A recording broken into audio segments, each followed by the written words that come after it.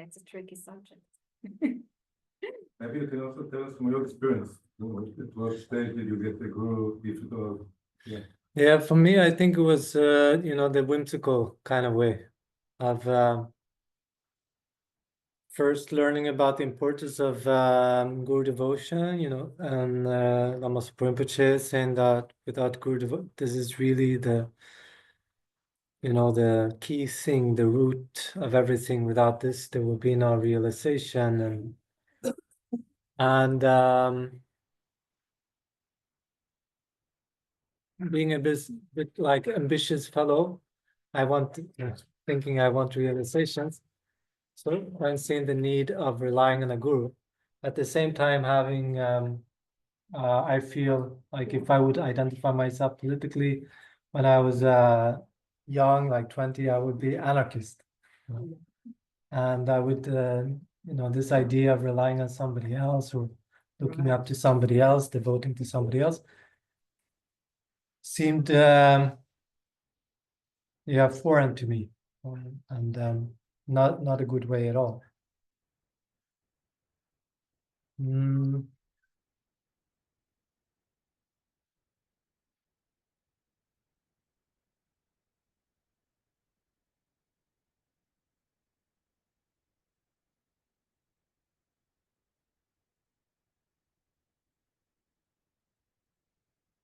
At the same time, when you read these, the classical stories, which show sort of the perfect guru-disciple relationship, can be quite inspiring. Like when you read the story of Milarepa and Marpa and Naropa and Tilopa and so on, and that this kind of need of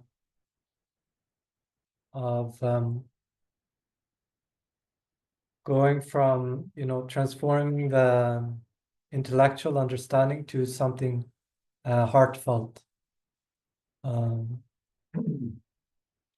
this what I get from the teaching seems to happen through the practice of devotion to the guru. That is thanks to the blessings of the guru that this transformation can happen, and it cannot just happen forcefully if I just meditate enough, or I just study enough, or just do enough prostrations. Some change happen, but the realizations according to the teachings come from the guru devotion. And like I said, that's not the blind devotion, the whimsical one, because somebody says that this is a great teacher, or says that this is the tulku of this and that lama, or because we have the that we're tricking ourselves that by being close to somebody who's held as important by many others, we feel also that I will be important if I'm, if I sign the contract, if I come into the gang, if I'm close to this big person. But it needs to be, the checking process needs to be there.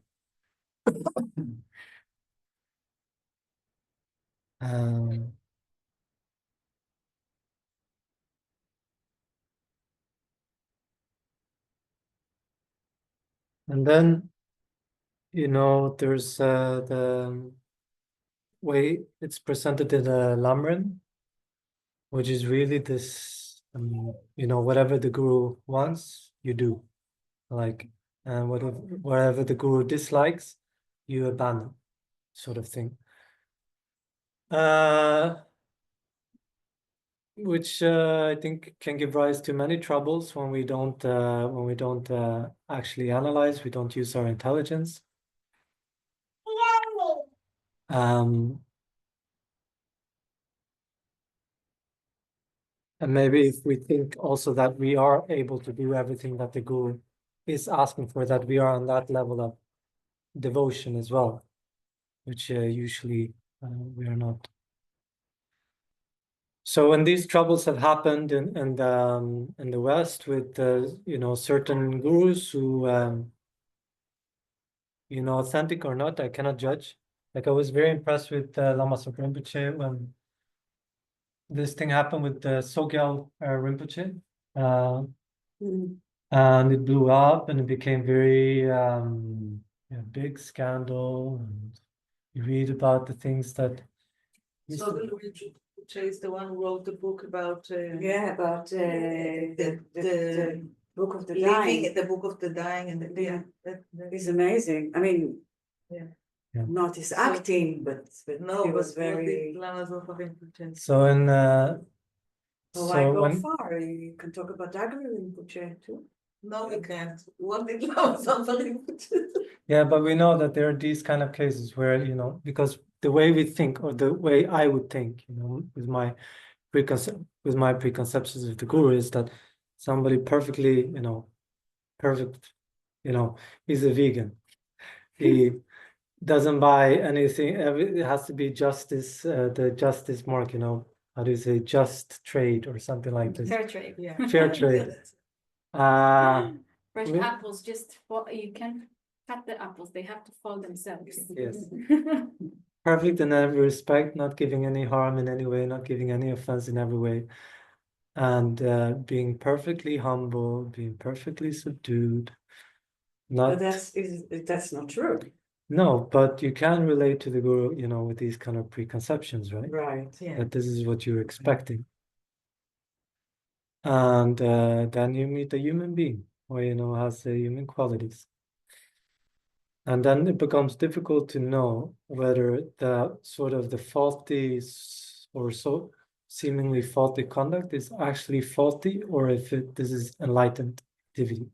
If this is the kind of activity which is to break the concepts of people, of the students, because you have decided to rely upon a guru, and the job of the guru, according to Shogyam Trungpa, is to insult you, is to make your life a bit hard.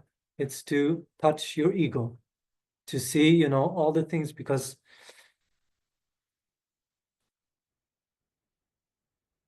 we are often blind to our faults, to where we are lacking compassion and love, to our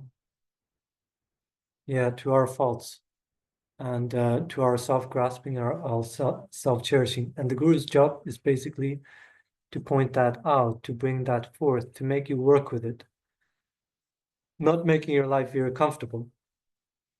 If you have let's say, the fortune to have this kind of close relationship with a qualified guru, right? And I don't have this fortune, actually, so that's why it's difficult for me to speak like this kind of close relationship, because for me, Dharma practice is very bourgeois. It's very comfortable, my cushion in my room, everything is safe. Yeah, I have my meals, the schedule, everything. It's very like bourgeois, I would say. Bourgogne.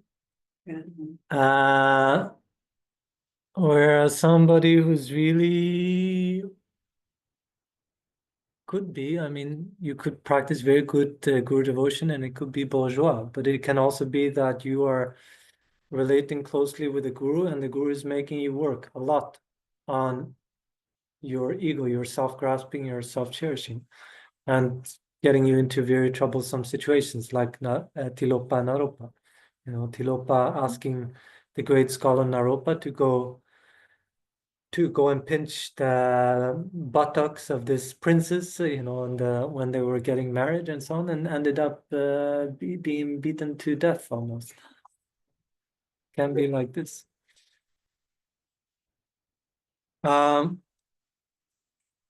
So what Lama Zopa Rinpoche said with regard to Sogyal Rinpoche, I felt maybe the atmosphere was a little bit electric. It was this kind of expectation already that Rinpoche would speak about it. Rinpoche did not speak about it for many days until somebody asked, that, we see this with the gurus making this kind of trouble, making that kind of trouble. And Rinpoche said, it was sitting and then maybe was laughing a little bit and said, and clearing his throat and said, okay, maybe I have to talk about this subject about Sogyal Rinpoche or Sogyal. And then he said, I don't know if Sogyal is a Buddha or not. So I cannot criticize. I will not criticize. Um, and But if you zoom out, if you're new to the Dharma, and you're thinking, should I take initiation or shouldn't I take initiation? Then you think, okay, those things are happening and they're not being criticized. Maybe I shouldn't go into this business because I don't know if I will be protected. That's at least, how I feel. But if you're new to the Dharma, you shouldn't take initiation anyway. Yeah, anyway. And this is the mistake. This is the mistake that people are making. That they are, or we are, jumping the stages of the path, thinking that we can begin from the deep end of the pool, because we hear that this is the best, this is the highest, this is what brings realization. And then we base this because we have so strong self-grasping and self-cherishing, think, I am the best, I am the highest, so then I should practice what is best and highest as well. So you go into the deep end of the pool without preparing your mind for it. So, and in general, I think sometimes that's not a problem. Like when His Holiness is giving initiation for thousands and thousands of people, many people are there completely new to Buddhism, and His Holiness is perfectly aware of it. He doesn't say, "Oh, you have to go away." And I haven't heard him say this, at least. And so he gives the initiation, and then he gives a brief explanation of the Dharma, and that's it. And it's not going to be the close guru-disciple relationship. But if it's with a more accessible Lama, then it might be the close relationship. And then you have to check. You have to really check beforehand. What is the qualities of this teacher? Does the person have these 10 qualities that are mentioned by Maitreya? And can I be sure that I'm not just projecting, that it's not just, that I'm not just carried away by my own delusions or projecting and so on? So this is up to us to check and taking time doing that. That's one point, the checking. And that also comes by having studied ourselves, trying to know the Dharma ourselves, conceptually. So we can actually compare what are the classical texts saying, these really great teachers like Tsongkhapa and so on, and compare to how the guru is acting and what the guru is saying, or the potential one. And then you have something to compare with, something authoritative to compare with.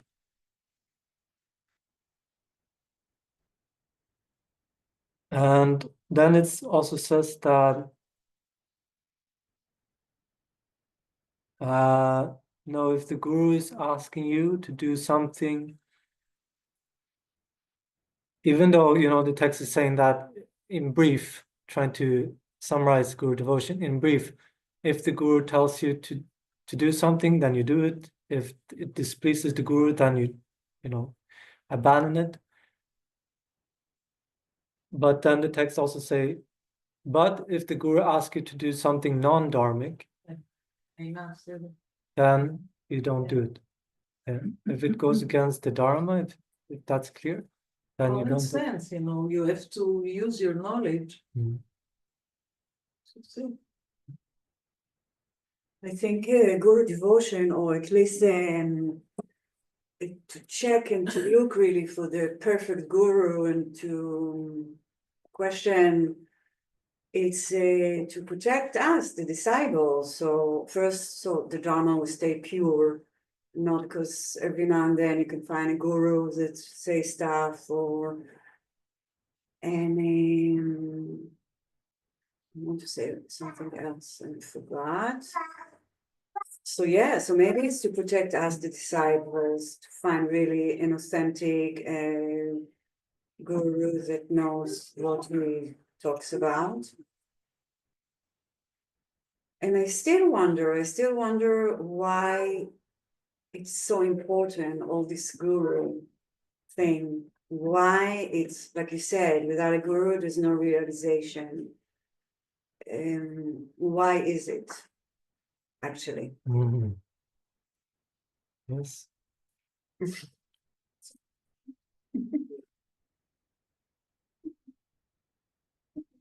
So there are some mystical explanations for that, you know, talking about blessings and so on, but um,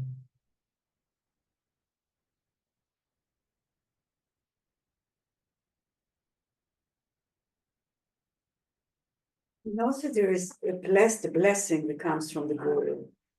You want to talk about that? yeah, but Yeah. well, one is when you speak about the blessing which is coming from the guru. The blessing meaning a mental transformation. So allowing actually your practice to go deeper, to touch you, to transform your mind. So in general, it is said like the advice that Tsongkhapa received when he was trying to realize emptiness was that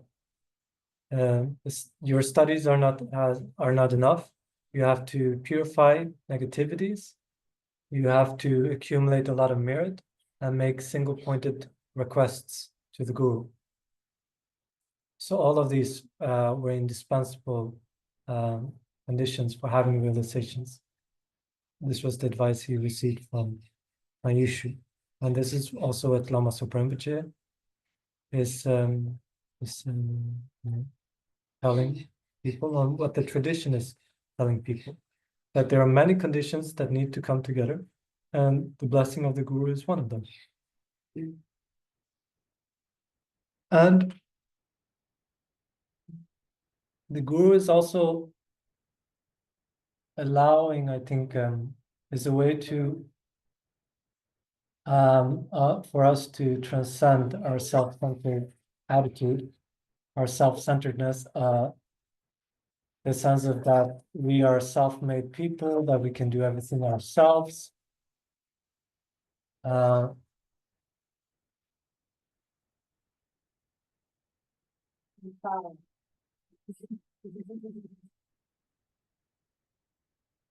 saying, I want to stay and listen to this.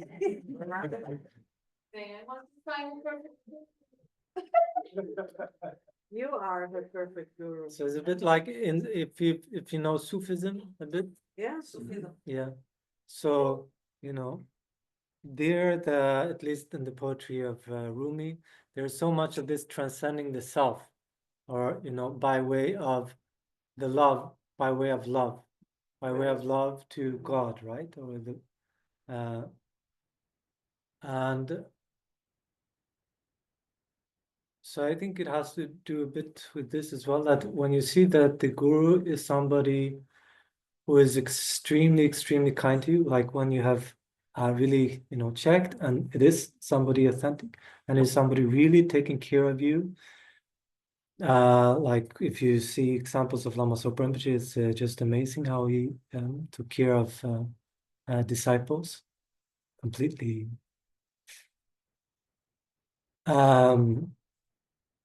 Like just if I just give a personal example with that, so I haven't met Rinpoche like this, and that he knows my name, and you know, he knows where I come from, he knows my history and so on, and in a conventional sense. But when I asked Rinpoche for, okay, Rinpoche, I would like to do a long retreat, what should I do? And then, you know, long list of advice, which implicated things like, oh, you have to go and ask the Geshes, especially Geshe Lodam from Institute Vashogini, to come and lead for Namgyalma pujas, you need what was it? You need to liberate all these animals as well to get rid of life obstacles. It's good if all the monks in Nalanda come also for the thing. And then I look, and I think this reading the advice of Rinpoche, and I was thinking impossible. How will I do all of this? Maybe the animals I can liberate, but even that will be difficult. But then I did my best to follow Rinpoche's advice, and I didn't have to lift a finger. Everything was like happening by itself. For the animals, many people were coming, and they just, they wanted to help with the animals. The animals itself, I could put in a shelter where Rinpoche had been before, so the lady was already sort of predisposed, happy to welcome these the geese that I liberated. With the puja, I had to go and beg Geshe Loden, who was observing me very strictly, like, and I was saying, why should I do it? Why should I do it? And I said, Rinpoche asked that you should do it. And then he said, like, and with the pujas themselves, I had to, I asked all the monks, I was, okay, is Rinpoche advised? People need, if you can please come for the pujas. Almost all of the monks showed up, some for all the pujas. And even the geshes came. And I was thinking, like, I was often saying this, I don't have merit. For these things to happen. I don't have the good karma, the merit for these things to happen. And my friend, you're stupid. You're so stupid. You have 4 geshes coming. The Umse from Sarah leading the pujas. All the monks are here, and you say you don't have merits. And I would still say I don't have merits, but through the blessing of Rinpoche, all of this happened because if Rinpoche had not given this advice, and if he did not have all, this kind of respect from many people, they would never have come together just for, for me. But because Rinpoche, had this love, this compassion for me, then, things happen. And many times when I see in the monastery, when certain people are very kind or I feel some heartfelt connection, then I recognize that there's also the kindness of Rinpoche, actually. That this person who was having his life and going his way, and met Rinpoche, was inspired by the teachings and so on, and decided to dedicate his life for this, for practice, to becoming a monk or a nun. And if they're practicing, all of this kindness with me, and it's because they've been inspired by the teachings, and mainly by the teachings of His Holiness, by Rinpoche, and also the teachings in the monastery.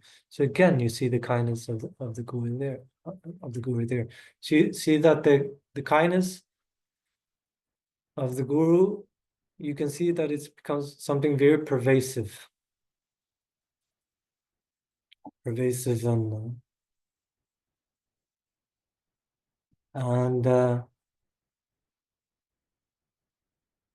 that can lead to a deeper sense of love for the teacher, and this love really helps us to decrease our negativities, decrease our self-cherishing. Even as Milarepa, he said something to the vein that I meditated so much on love that I forgot the difference between myself and others. So that's also the Sufi idea. Sort of your ego becomes annihilated in your practice of love, practice of compassion, and in your devotion to the Guru. So I think this is also why Guru devotion, why devotion is an important aspect for generating realizations. Actually, the guru opens ways for you out of his compassion, wisdom, and skills, so that you continue to develop in many ways. Yeah.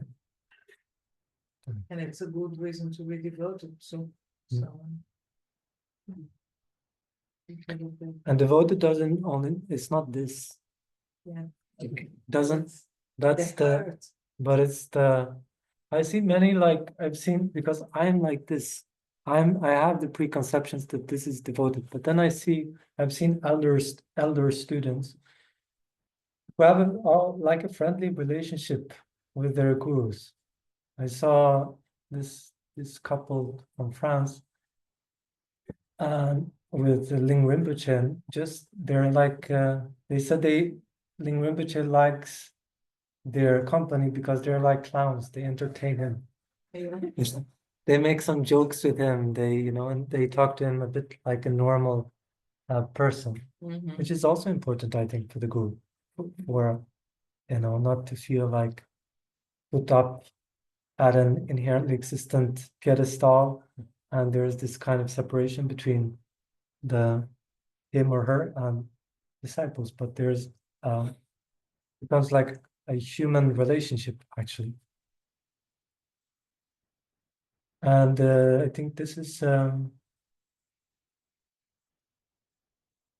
one meaning of devotion, that so I don't misrepresent Chogyam Trungpa now, but he said it's also this kind of openness between where the teacher can open up and the disciple can open up. And the teacher can open up because the disciple is opening up. And that doesn't mean opening up, doesn't mean that I'm declaring you my sexual love, or I want you to use me, or I want to use you, or anything like this.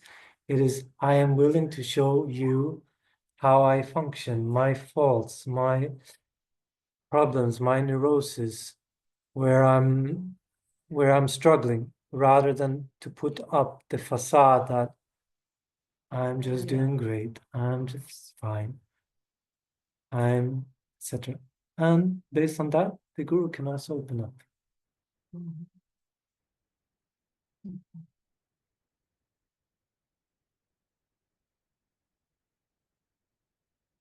Any other question? I was thinking in the first part we described the Lamrim, about samsara, that we go and evolve. Eventually, the goal is to escape from samsara, not to have human rebirth anymore. Some sort of progress, but then you can't help others. So it is not a conflict.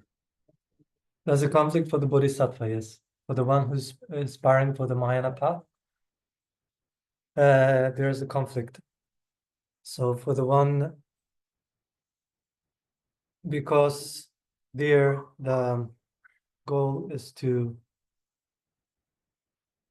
so their goal becomes what's called non-abiding nirvana. And non-abiding nirvana means that you have eliminated all obscurations in your own mind, but so not only afflictive obscurations, which are preventing you from liberation, but also the cognitive obscurations, which are preventing you from attaining Buddhahood.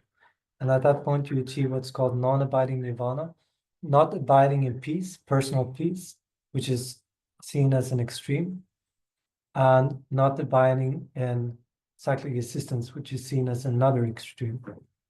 So because of that, avoiding those two, and you abide in a type of nirvana where you can still engage with sentient beings. That's the Buddha. So they say, yeah, for the Bodhisattva is, the individual liberation practitioner has an extremely strong fear and revulsion of psychic existence. That being reborn again and again under the power of karma and afflictions is viewed something like being in a building. And the idea is just to escape. Just need to escape. Just need to escape.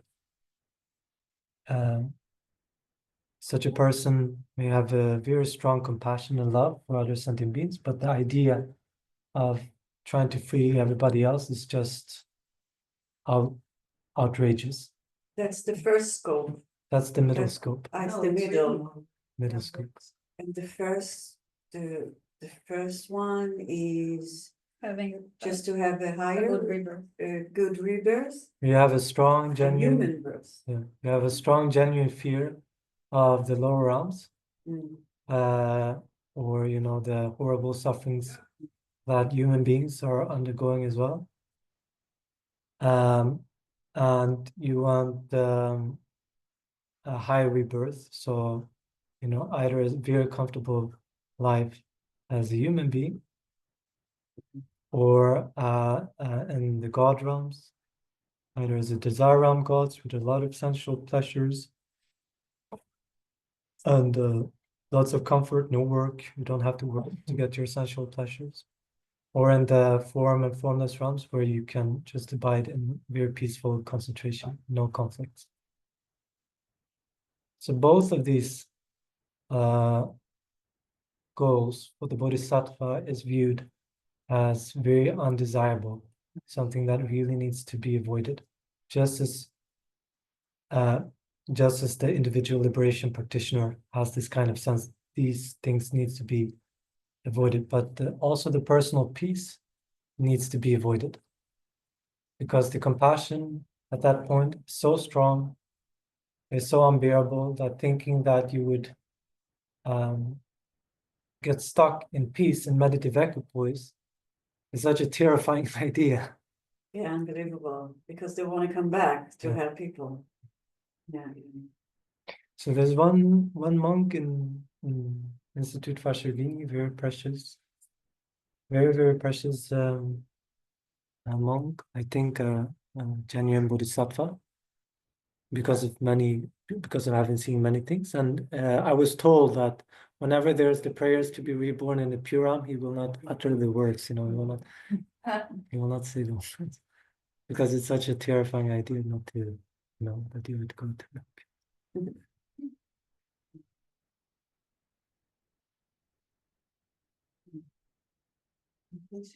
Yeah, dedications. If there are. Yeah. No more questions or comments? Okay, I'm gonna do dedications. So what we call an eternal.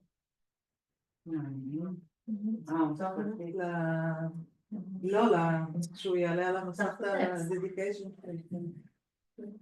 IT guy. So I don't know if you can help me with this, but I brought, these are stupas. They don't look like stupas, but they contain the things that a stupa should contain. And they're a bit difficult to bring into Israel. I was stopped in the customs. What's inside? They opened one. There you brought few. I brought a few, yeah. So this one monk in Institute Fasciogini is making these stupas, and he's putting them. He was traveling in France, and he goes into difficult areas, like what do you say, the difficult areas, for example, of Marseille, after they had a lot of violence and so on. And he puts these in different places, especially where people circulate. So perfect here. So I brought a few of these to Israel to put in different places. So if you can help me with this, if you know some good place where people would circulate, and then have to be Lodz is a perfect place, by the way. yeah. So I would search for some Yeah. roundabout in Lod. maybe- And actually, if somebody could put it in Gaza, Yes. In Gaza and Can I go to Gaza? or I don't know if you can go. I don't know if you'll be back. No, you can't even go. No, but Nobody? how many of them do you have? I have 21, but I brought like 5 or 6 here, I think. What? So if anybody are interested in that, I will put some there. You can take and put them. We here. can still enter one to Gaza with one of the Yeah, but- soldiers. Now we put עומדים ביחד עושים אותם, there's a group that goes to bring food to Gaza. Alona actually knows. They're not allowed in, but they can put it on the board, near the board. okay. No? Yeah, but I don't know. So they could take some stupas, you think?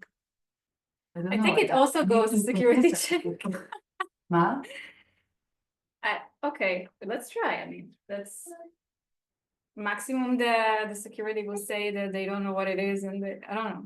They will do what but they you did in the could airport. ask- You could ask one of the soldiers that goes into Gaza to put it in his pocket and place it somewhere, like in Fabiones or wherever they are. But where you find the soldier? You wouldn't, I can find you a soldier. Half of my family is now in. So then, okay, I talk with you. places. maybe some of your I'm not joking, family. I can ask them.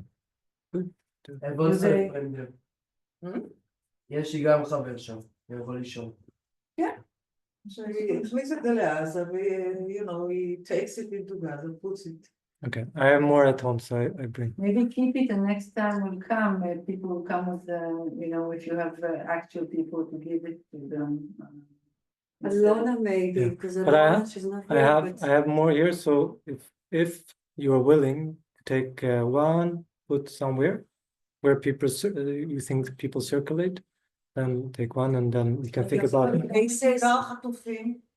Ah, That's What's very inside important, though? to take one It's to like, the It's circle of the hostages. mantras. I think it's the mantra, mainly the mantras. Yeah. זה מאוד אז חשוב. אני יודעת שם. You mean like to put it in places that it's violent, that there is a lot No, of troubles? anyway. שאלה איפה אפשר לשים את זה. So there is in Tel Aviv actually a place where all the hostages families, שמישהו יהיה אחראי על it's זה. called Circle of the Hostages. לא, There's שתדע שזה יהיה שם. demonstrations there, a lot of activity there, maybe that's a good place too. Yeah, I think I will go there today. Yeah, Ani Losang always do. Okay. Every Saturday she goes to demonstrations and I don't know what she does there, but she's very quiet and does. לא, זה בתל אביב. בתל אביב כבר פחות. Do you know where it is? No, I יש don't. פעילות במוזיאון. But I'm supposed to go there today. With somebody.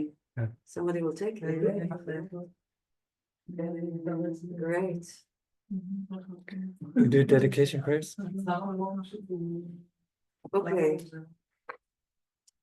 רק המוזיאון, עכשיו יש לי אז אפשר להגיד למישהו באוהל שזה משהו שהוא מבורך ושנבוא. לא, אני לא יודעת.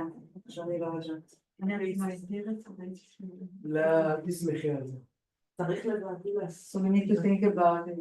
Because we don't know a safe place. How to, put it. yeah, to put it somewhere that it Okay. will stay there. Okay. That's what we. לא, עדיף שלא. הנרקומנים חטטים שם. שיבורכו? So we do some dedication prayers. Yeah. May whatever virtue I have collected benefit the teachings and all transmigratory beings, and may it especially cause the essence of the perfect pure Losang Dragpa's teachings to shine forever. And then we skip this at the mandala frame. And we do the for increasing bodhicitta.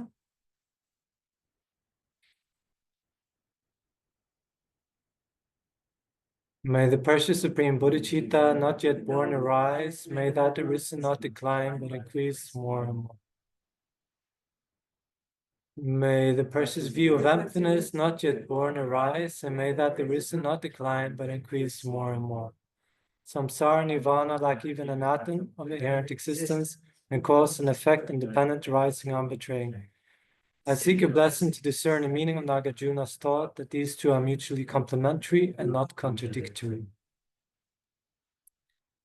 May the precious realization of the two stages not yet born arise, and may that arisen not decline but increase more and more. And then we think very strongly for His Holiness to have a even longer life, healthy, without any pain, any obstacles. Incomparably kind, the Supreme Tenzin Gyatso, the wish-granting, wish-fulfilling jewel, source of every single benefit and happiness in this world. We have a long life, and all your holy wishes be spontaneously fulfilled. Save the land of snow, teachings of transmigratory beings, who extensively clarifies the path that unifies emptiness and compassion. To the lotus holder, Tenzin Gyatso, I beseech, may all your holy wishes be spontaneously fulfilled. Now, The change. swift return prayer for Rinpoche. There is a couple, the first one or the. We do the one by His Holiness. Yeah.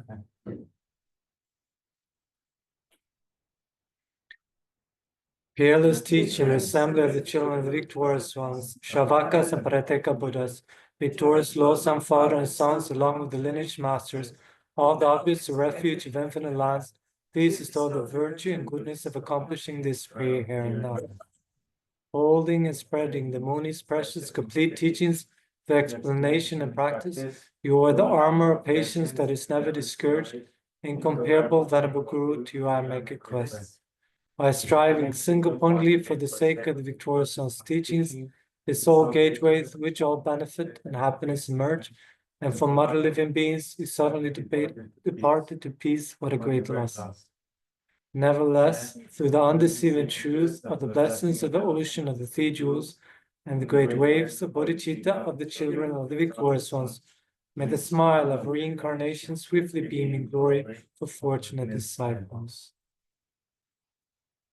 I think that's good enough. We can also think like Rinpoche used to do this prayer, and I think it's helpful. But if you have this thought that whoever sees me, you think about yourself. Whoever sees me, whoever hears my voice, whoever says my name, sees my photo, touch me or touched by me, who generate anger towards me, who generate kindness towards me. May this purify negative karma in their mind stream. May it dispel all obscurations in their mind, making their mind crystal clear, serene, pliant. May it dispel all afflictive thoughts and emotions in their mind. May it protect them from harm, harm from sentient beings. And may it protect them from harm from diseases, from the elements, harm from economic problems. And may it increase all their good qualities, especially their ethical conduct, their generosity, patience, joyous effort. May it increase their concentration, their wisdom, and make them inclined, interested in developing bodhicitta as well.